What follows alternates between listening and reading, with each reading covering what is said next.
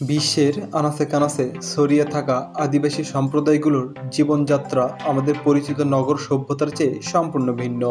কিন্তু এমন এক সম্প্রদায় আছে যারা শুধু তাদের জীবনধারার জন্যই নয়, বরং তাদের ব্যতিক্রমধর্মী সামাজিক প্রথা রীতিনীতির জন্য পরিচিত। কম্বোডিয়ার গভীর অরণ্যে বসবাস করে ক্রেয়াং আদিবাসী, যারা একটি প্রাচীন জনগোষ্ঠী যা প্রকৃতির সঙ্গে একত্র হয়ে জীবনযাপন করে। তারা বিশ্বাস করে সম্পর্ক এবং স্বাধীনতার এক অনন্য দর্শনে, যেখানে প্রেম, পরিবার ও জীবনসঙ্গী নির্বাচনের এক অদ্ভুত পদ্ধতি প্রচলিত। কিন্তু কিভাবে তারা এই ব্যতিক্রমধর্মী জীবনধারা বজায় রেখেছে, কী রহস্য লুকিয়ে আছে তাদের প্রেম কুঠির প্রথার পেছনে, আর আধুনিক যুগের পরিবর্তনের সাথে তাদের ভবিষ্যৎই বাকি। আজকের ভিডিওতে আমরা জানব ক্রেয়াং আদিবাসীদের অজানা কাহিনী, তাদের ঐতিহ্য, সংস্কৃতি ও সমাজের অন্তর্মহলের এমন কিছু তথ্য যা হয়তো আগে কখনো শোনেননি। তো চলুন কথা না বাড়িয়ে ভিডিওটি শুরু করা যাক।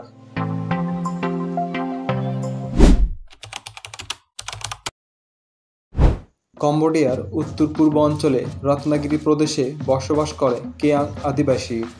তারা সংখ্যায় খুব বেশি নয়, আনুমানিক 20,000 থেকে 25,000 মানুষ এই সম্প্রদায়ের অন্তর্ভুক্ত। তাদের জীবনযাত্রা সম্পূর্ণ প্রকৃতি নির্ভর। বাঁশ, কাঠ, লতাপাতা দিয়ে তৈরি ছোট ছোট কুটিরে তারা বসবাস করে।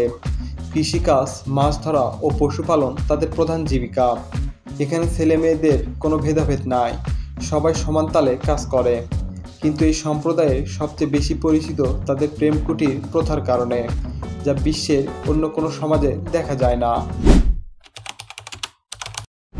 ক্রেয়াং সমাজে বিশ্বাস করা হয় যে একটি মেয়ে তখন একজন আদর্শ জীবনসঙ্গী খুঁজে পেতে সক্ষম হয় যখন সে নিজেই সিদ্ধান্ত নিতে পারে। আর এই সিদ্ধান্ত নেওয়ার সুযোগ করে দেওয়ার জন্যই তৈরি করা হয় প্রেম কুঠির বা লাভ হাট। মেয়ের বয়স 13 হলেই বাবা মা বাড়ির পাশেই ছোট কুটির তৈরি করে দেয়। সেখানে সে মেয়ে তার জীবনসঙ্গী খোঁজার জন্য থাকতে শুরু করে। তার যত ইচ্ছা তত পুরুষের সঙ্গে থাকতে পারবে। এখানে মেয়ের ইচ্ছেকে প্রাধান্য দেওয়া হয়। তার মনের মতো সঙ্গী খুঁজে না পাওয়া পর্যন্ত সে এই কুটিরে অবস্থান করবে। এই মেয়েটি এখন পর্যন্ত 8টি ছেলের সাথে এখানে অবস্থান করেছে, এখনও মনের মতো সঙ্গী খুঁজে পাননি। একটি পরিবারে যতগুলো মেয়ে থাকবে তার ততগুলো প্রেম কুটির তৈরি করতে হবে। একজনের প্রেম কুটির অন্যজন ব্যবহার করে না, তবে সঙ্গী পেয়ে গেলে ওইসব কুটিরে খড়ি, লতাপাতা রাখা হয় বা সাংসারিক দৈনন্দিন কাজে ব্যবহারের জিনিসপত্র রাখে, কিন্তু কেউ রাত্রি যাপন করে না।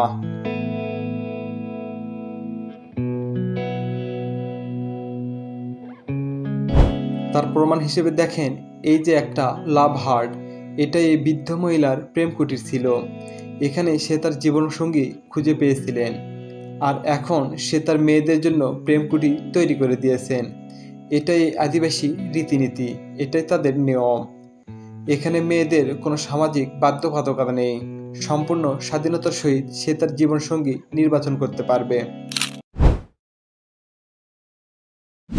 ক্রেয়াং সমাজে নারী পুরুষের মধ্যে ভেদাভেদ নেই। যেখানে আধুনিক সমাজে অনেক নারী সম্পর্ক বা বিয়ে নিয়ে পারিবারিক বা সামাজিক চাপে থাকে, সেখানে ক্রেয়াং নারীরা নিজেরাই নিজেদের ভবিষ্যৎ ঠিক করতে পারে। পুরুষরা নারীদের ইচ্ছাকে সম্মান করে। এখানে কোনো পুরুষ মেয়েটিকে রাজি করানোর জন্য জোর করতে পারে না। যদি কোনো মেয়ে গর্ভবতী হয় এবং তার সঙ্গী তাকে ছেড়ে চলে যায়, তবে সমাজ তাকে অসম্মান করে না, যদিও এমন ঘটনার কথা শোনা যায় না। মজার ব্যাপার হলো এখানে বিবাহ বিচ্ছেদ নেই বললেই চলে। এই প্রথা একসময় পুরো সম্প্রদায় জুড়ে প্রচলিত ছিল, কিন্তু বর্তমানে এটি ধীরে ধীরে পরিবর্তিত হচ্ছে। এই প্রথার কথা বিশ্বব্যাপী প্রচারের ফলে বিশ্বের বিভিন্ন স্থান থেকে লোকজন তাদের দেখতে যাচ্ছে। এতে করে তারাও লজ্জা পাচ্ছে, আবার বিশ্ব সম্পর্কে জানতেও পারছে। এমন রীতিনীতি আর কোথাও নেই। শিক্ষার প্রসার ও শহরায়নের ফলে অনেক তরুণ তরুণী প্রেম কুটির ব্যবস্থায় আগ্রহ হারাচ্ছে। অনেকের মাঝে বিভিন্ন যৌন রোগ দেখা দিচ্ছে। এতে করে বিভিন্ন সমাজকর্মীরা এই প্রথা বিলুপ্ত করার চেষ্টা করছে। তবে আদিবাসীরাও তাদের সংস্কৃতি রক্ষার জন্য লড়াই করছে। এই উপজাতিরা বেশিরভাগই গরিব, তবে বর্তমানে আধুনিক বাড়িও নির্মাণ করছে তারা। ভিডিওটি সম্পর্কে আপনার মতামত, অভিযোগ, পরামর্শ জানাতে পারেন কমেন্টের মাধ্যমে। ধন্যবাদ সম্পূর্ণ ভিডিওটি দেখার জন্য।